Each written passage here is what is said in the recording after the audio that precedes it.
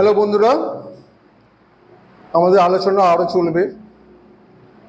আপনারা দেখেছেন হয়তো যে একমাত্র এক্সিট পোলে ভালো রেজাল্ট হবে এনডিএ, তাতেই মার্কেট 2000 বেড়ে গেল। অথচ পরের দিনে যখন অ্যাকচুয়াল রেজাল্ট বেরোলো আজকে, তখন সেই যত বেড়েছিল সেটা তো ক্ষয়ে গেলই, আরও 4000 পয়েন্ট নেমে গেল, মানে 6000 পয়েন্ট সেন্সেক্স ডাউন হয়ে গেল। ইনভেস্টাররা প্রায় 42 থেকে 45 লাখ কোটি টাকা ওয়াইপড আউট হয়ে গেল। ও সেটা পেপার লস বেশিরভাগ ক্ষেত্রেই। আপনি যদি না বেচে দেন, চুপচাপ বসে থাকেন, after sometimes you may get back the money. এখন আমরা শেয়ার মার্কেট, আমাদের যে আলোচনাটা সীমাবদ্ধ থাকছে খালি অর্থনীতি এবং ফাইন্যান্সের উপর দিয়ে। অন্যান্য সোশিয়াল ইকোনমিক অ্যাসপেক্ট আমরা বা রিলিজিয়াস অ্যাসপেক্ট আমরা এখানে ধরছি না। এখন বলতে পারেন শেয়ার মার্কেটটা কত লোক ইনভেস্ট করে? খুব কমই। যে লোকটা আপনার ওই ভাতার ওপর নির্ভর করছে, বা যে আপনার ওই লক্ষ্মীশ্রী বা অমুক কিছু লক্ষ্মীর ভাণ্ডার বা এই ধরনের ভাতার উপর নির্ভর করে জীবন করছে, বা যে লোকটা রাস্তায় বা বাইক টোটো চালাচ্ছেন বা হয়তো রিক্সা চালাচ্ছেন, আপনার নিশ্চয়ই তাদের ব্যাপারটা আমার এখানে শেয়ার মার্কেটে আসছে না, রিফ্লেক্ট করছে না। আমরা খালি একটা অ্যাঙ্গেল নিয়ে দেখছি আর কি। যে রাজনীতিটা হচ্ছে এখন আজকাল, এখানে বলতে গেলে দু রকমের ব্যাপারটা হচ্ছে। একটা হচ্ছে ক্লায়েন্টেল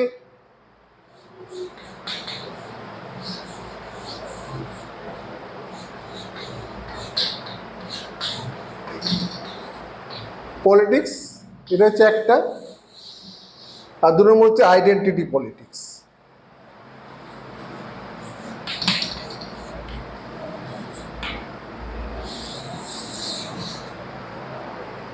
ক্লায়েন্টেল পলিটিক্সটা কি ব্যাপার না, সরকার থেকে আমরা কি পাবো, কোন সরকার কত দেবে। জনসাধারণ এখন প্রতিযোগিতা চলছে রাজনৈতিক দলগুলো যে কাকে কত, কে কত দিতে পারে।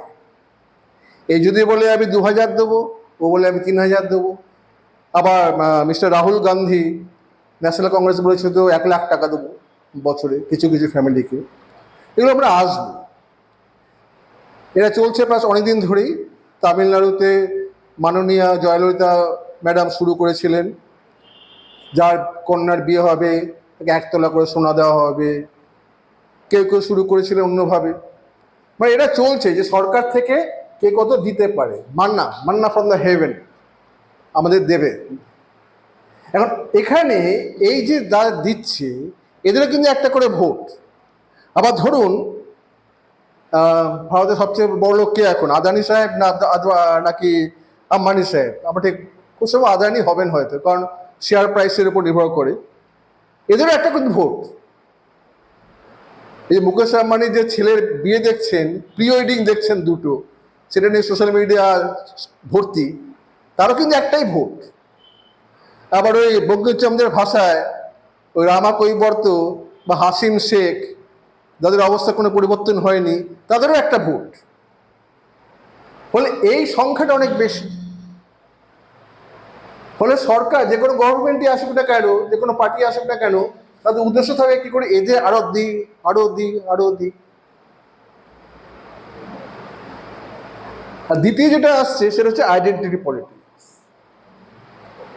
আইডেন্টিটি বলতে কি বোঝে? আমি বাঙালি, শুধু বাঙালি ভার্সেস নন বাঙালি একটা ব্যাপারে এসে যাচ্ছে। আমি হিন্দু, শুধু হিন্দু বংশ, মুসলমান বা খ্রিস্টান বা অন্যদের সম্বন্ধে আসছে, গ্রুপ আসছে, আইডেন্টিটি হয়ে যাচ্ছে। আর আমি হয়তো কায়স্থ উচ্চবর্ণ, সেখানে আমি একটা সে আইডেন্টিটি ধরলে উচ্চবর্ণ ভার্সেস আপনার ওবিসি বা কাস্ট বেসড পলিটিক্স এসে যাচ্ছে। আমি পুরুষ, তো জেন্ডার বেসড আইডেন্টিটি ধরলে পুরুষ ভার্সেস মহিলা ব্যাপারে এসে যাচ্ছে। এখন এই একটা আইডেন্টিটি বেসড পলিটিক্স চলছে। ধরুন সেন্সিটিভ ইস্যু সিএ বললেই জনগণ দুভাগ হয়ে যাচ্ছে। ধরুন ইউসিসি বললেই জনগণ ভাগ হয়ে যাচ্ছে। বা ধরুন রিজার্ভেশন, ফেসবুকে তো ভর্তি রিজার্ভেশন।